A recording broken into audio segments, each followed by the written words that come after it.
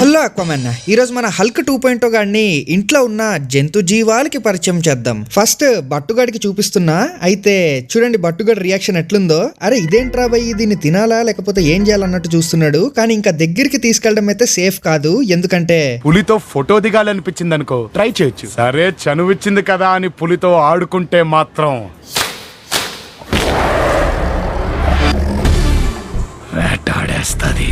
అబ్బా, అయితే మమ్మల్ని వేటాడు చూద్దాం.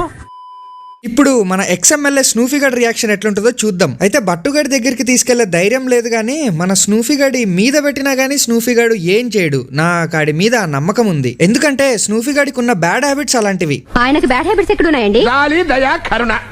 ఒక మనిషి నాశనం అవడానికి ఎంతకంటే దరిద్ర అలవాట్లు ఇంకేం కావాలి?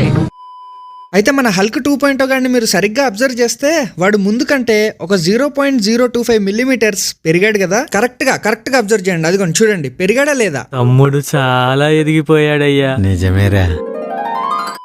ఇలా మా ఇంట్లో ఒక జంతువుని ఇంకో జంతువుతో పరిచయం చేపించి వాటి మధ్య ఫ్రెండ్షిప్ పెంచేదాన్నే యానిమల్ సోషల్ ఇంటరాక్షన్ అంటారు. ఈ యానిమల్ సోషల్ ఇంటరాక్షన్ వల్ల ఒకదాని మీద ఒకదానికి ప్రేమ పెరిగి ప్రేమదేశం సినిమాలో లాగా ప్రేమించుకుంటాయి. చూసారా, అడిగిన దానికి సమాధానం చెప్తే తెలివితేటలు అంటారు, చెప్పకపోతే పొగరంటారు.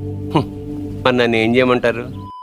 అయితే మన హల్క్ 2.0 గాడికి ప్రేమతో ఒక కొత్తిమీర ఆకుని పెడితే ఎంతసేపు పెట్టినా గానీ అది తినలేదు. ఇంకా మన స్నూఫీ గాడికి పెడితే అది కుక్కలా కాదు, ఆవులా తినేసింది. గోపంచగవ్య పాదోదకం సర్వవ్యాధి నివారణం శుభం.